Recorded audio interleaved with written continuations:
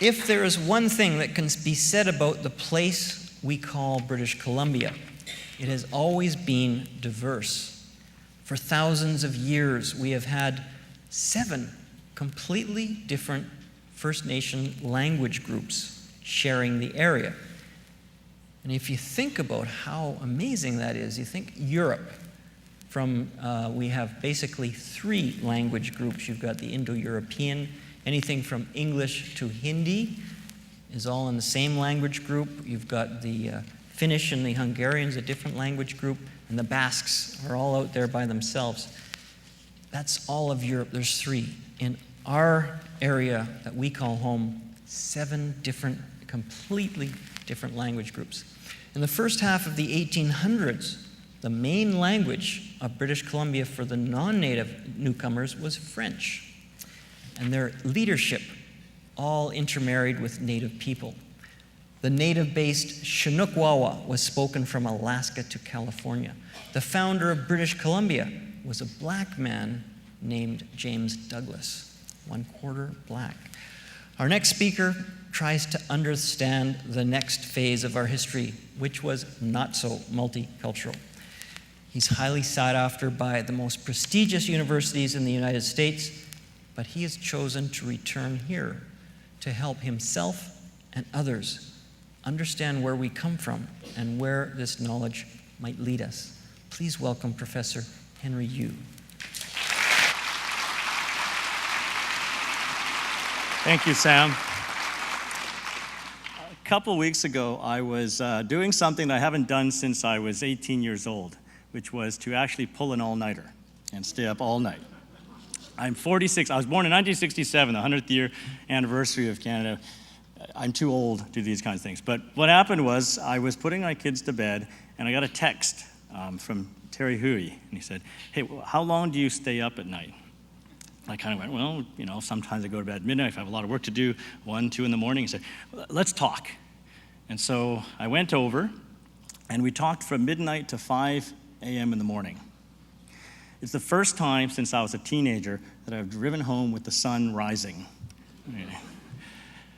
What were we talking about? We were talking about this place. What are we here? Who are we? Where are we? For me, the idea I'd like you to think about for the next 6 minutes is the idea of Pacific Canada. Not Western Canada, not BC, not even just Vancouver, but Pacific Canada. What does that mean? What it means to me is that this place is unique because it's the place where you have trans-Pacific migrants, transatlantic migrants, all coming over the last 250 or so years, and they're intermingling with each other, but also with Aboriginal peoples, because this is still, in British Columbia, 98% unceded territory of Aboriginal peoples, of the First Nations.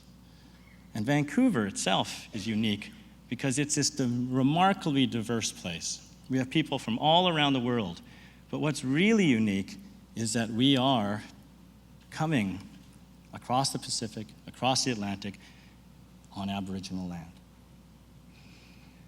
So, how does this change the way we think of ourselves? Who are we if this is where we are? I teach at UBC. We are on Musqueam land, the traditional territory of Coast Salish peoples. That means that there's not a minute that goes by in which we can think of our history and who we are without remembering that we are guests on someone else's land. That if you think this place belongs to you, I'm 4th generation. If I make that claim that I've been here longer than someone who's only 1st generation, then what we reiterate and repeat is this sense of taking away from the people who were here before us. So even though I'm 4th generation, and my great-grandfather came during the time of the building of the railroads, when Canada was created, I still am a guest on someone else's land. And when you go to someone else's house, you bring some gift, or you make an offering, or you pay the respect that you're in someone else's house. But we don't remember that often, because if you're born here, this place must be mine. Or if we come from some other place, this place is mine. It's not. So Pacific Canada, first and foremost, is a place that has people coming from all around the world, including the Chinese. The reason the Chinese built the railroad was because they were already here. They got here before the vast majority of the people who took the railroad to get here got here. Remember that when someone says, why did the Chinese build the railroad? It's not because they were cheaper. It's not because they undercut the labor that was already here. They were here before European laborers. So one of the things we want to do as teachers and educators, so a group of us, we created a video game, an immersive video game called Gold Mountain Quest. And what it was an attempt to create for 10-year-olds an immersive game which they could just play for 45 minutes, where that town is the way it actually was in 1910, 1911. There were Chinese. There were First Nations.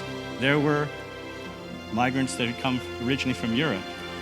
And the player is the son or the daughter, depends on how they self-identify, and of the local Chinese store owner.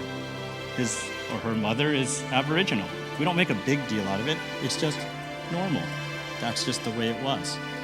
And so as they play this game and they gather things, by the way, a 10-year-old, 12-year-old, that's the last time that boys will only gather and play the same kind of game as girls. They want to blow things up once they're 13 or 14, or they want to shoot people. That's what the game designers told us. But this game was a way of actually actualizing, to use that word, Pacific Canada, this meeting ground of people who just played with each other, worked with each other. Now, there were some nasty, dark moments. We know those moments. We know that there was a long history of white supremacy, of anti-Asian exclusion, of residential schools, of reserve system. My grandfather could not vote until 1947. If you were Aboriginal, you couldn't vote until 1960. But that's an aberrational period. We are actually returning to a time, to a place, which was much more similar to the time that Sam mentioned, when James Douglas and the early migrants who came here lived in, which is Pacific Canada, a place where actually together in our diversity, we create something that we cannot do in our particular parochial, individual perspectives. Together, we can create something that is unique. And that's what I would inspire, I hope, you to think about. How in this place, wherever you've come from, and maybe you were born here like I was, but how in this place can we not just get along, but create in our diversity, in our differences, in an open, transparent, collaborative way, a society that makes decisions that are not just self-interested according to one group's needs or another group's needs, that doesn't forget its past. It doesn't forget that we're guests on someone else's land. It doesn't forget that there was racism, but it's not blinded by our past. It's not obsessed with our past. I'm a historian, but I hated History 12, and I never would have been a historian if that was our history. We need to create a new history, a history that's common to all the people who are here. A history that doesn't exclude any particular people. Without a common past, we have no common future. And so I would urge you all to think, who are we? Where are we? What are we?